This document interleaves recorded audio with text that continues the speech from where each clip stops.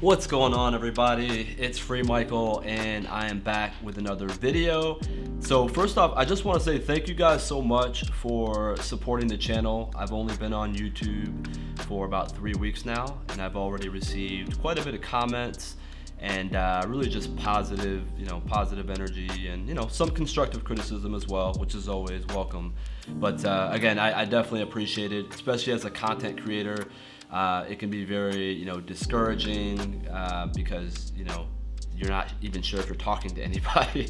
but I definitely appreciate the support, and it definitely helps me to keep going. So thank you guys so much. So today I want to talk about 5 tips that you can implement in your photography today to make your images more interesting. Now, the inspiration for this idea actually started in my last video titled Saul Leiter Early Color Photo Book Review. And so if you watch that video, you'll know that Saul Leiter is a huge inspiration of mine. He is like my spiritual mentor, if you will, when it comes to photography.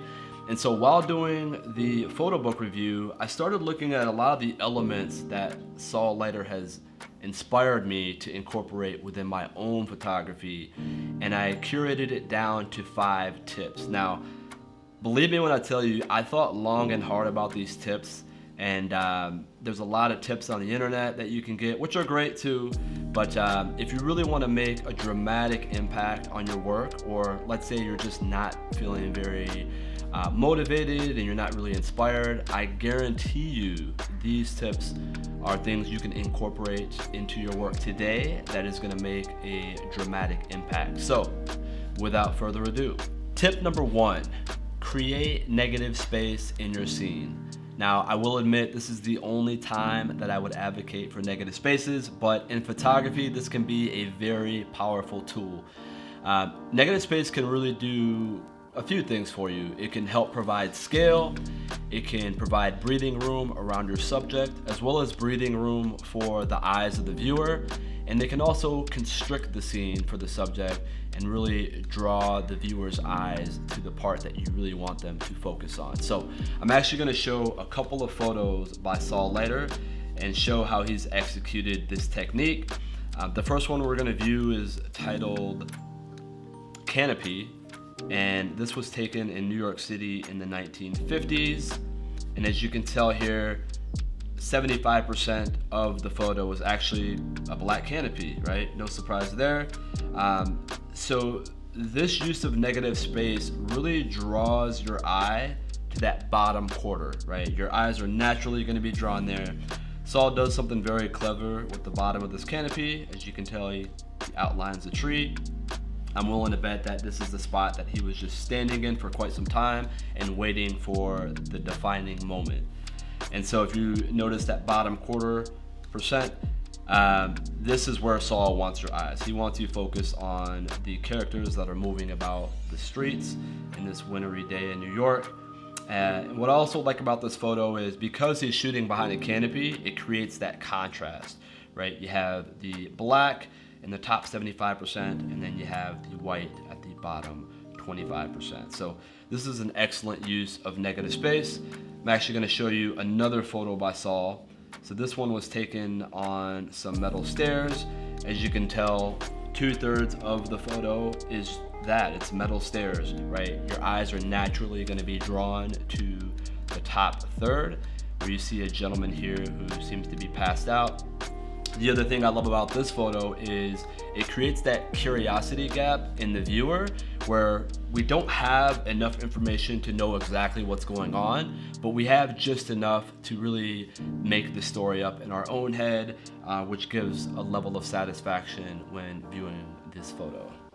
Tip number 2, provide anonymity to your subjects. This is such a powerful tool. It's something that I still utilize in my photography today. A lot of times when you're out shooting, you might take photos of like side profiles and silhouettes and even the back of people's heads. And I think that's completely okay, but I think it's important that you answer the question, what am I trying to convey with this photo? What am I trying to communicate with this, right? If you can answer that question, I think that'll really help you find your own style and help you become a better communicator through the medium. So I want to show you this photo that I took back in 2019. I was actually in Detroit for a concert that weekend, and I stopped at the Belle Isle aquarium. And as soon as I walked in, I saw a gentleman with a trench coat, and he had the fedora, and I thought, that's the guy that I need to photograph, right? Anytime I'm in Chicago and I see someone that's dressed this way, I have to take the photo.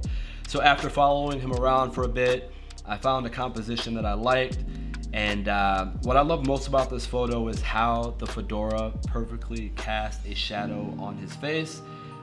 It's to the point where you can't recognize any kind of facial features, which is great. And then you add that in with the trench coat, which kind of gives it that film noir type of feel. And then you tie that in with the muted colors and looking off frame. It creates that level of anxiety or uneasiness, which is exactly what I was going for in this photo. Tip number 3, subframing. Subframing is an excellent technique that I still utilize in my photography today. Subframing, or what I like to think a frame within a frame, essentially is utilizing the space around you to help frame up the subject and draw the viewer to that focal point. Saul Leiter does this very well. In fact, there's quite a few ways you can do this. You can do it naturally, through architecture, through lights and shadows. And so this first photo I'm going to show you here is a gentleman sitting on the train. And as you can tell, he's staring out of the window. And this one's pretty straightforward, but he's within the frame of the window. What's also great about this is you have a bit of the leading lines with the chair and the window, but you also have the contrast, right? Because our eyes are naturally drawn to the light. So this is an excellent photo. In fact, whenever I'm on the train here in Chicago, if I see any semblance of this, like, I'm trying to capture it. The second photo I'm going to show you is another shot by Saul Leiter. So this photo is pretty much split up into 4 quadrants. This is actually a very impressive photo because I'm not exactly sure how he was able to capture this. But as you can tell in that top right quadrant, you have all light, and then the remaining 3 quadrants is the negative space, right? So he's using subframing here by leveraging the light to capture this gentleman with his hat and his arms behind his back. So another excellent use of subframing. Tip number 4, photograph through distorted surfaces. So this is something that I've actually incorporated into my photography over the past couple of years, and it's yielded some excellent results for me personally. The great thing about this is, depending on the surface that you're photographing through, it will yield different results. So for example, if you have a clean glass with some raindrops, versus a dirty bus stop window that's plexiglass, right? 2 entirely different type of results, which makes it very interesting. So I do want to share a photo with you from Saul Leiter. I believe this was taken in the 50s in New York City, but it's a gentleman who is, I believe, scratching a lottery ticket or reading something. But what I love about this photo is, because of Saul's background in painting, you can see the influence in this photo and many of his other photos. And what I mean by that is you have the condensation that's building up on the window, which are slowly trickling down and creating that impressionist feel, right? As if we're looking at paint strokes on a canvas. And then you add that to the letters that are peeling on the window as well. That really creates that painterly effect. My favorite thing about this photo is actually the yellow truck in the back, which perfectly captures the head of the main subject. As you probably know, our eyes are very sensitive to colors, and so when we look at reds, yellows, and greens, those are the colors that stick out the most, and I think this works really well with this bright yellow and these muted colors. So anytime you're out there and you see transparent surfaces, I would urge you to get creative, right? See what you can do, how you can capture subjects, whether they're in or walking out of it, and just have fun with it. I think there's a lot of opportunities out there to shoot through distorted surfaces. Tip number 5, minimize your color palette. this tip has been huge for me, especially back in 2019. I was really in the process of just trying to reinvent my style, reinvigorate myself with a different way of seeing photography. And so this is also a tip that I've really, a jewel that I've really taken from Saul Leiter, as I've noticed he really minimizes his palette, and when he needs to let certain colors shine, he makes sure to do that. So I'll show you a couple of photos here. So this first photo was taken, I believe, in Paris by Saul Leiter, and it shows a woman who's taking some notes down. She appears to be in some kind of a cafe, and as you can tell, very neutral colors throughout, right? Very, very muted, stripped down colors.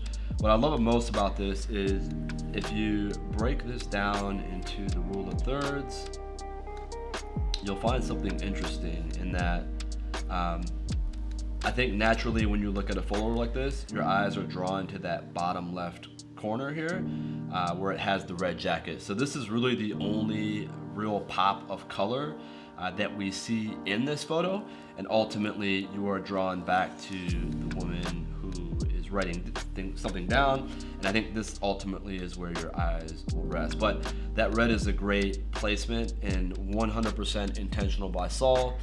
As I mentioned before, Saul's approach to photography is that of a painter's approach to a blank canvas. So anytime I view his work, I understand that things are always done intentionally.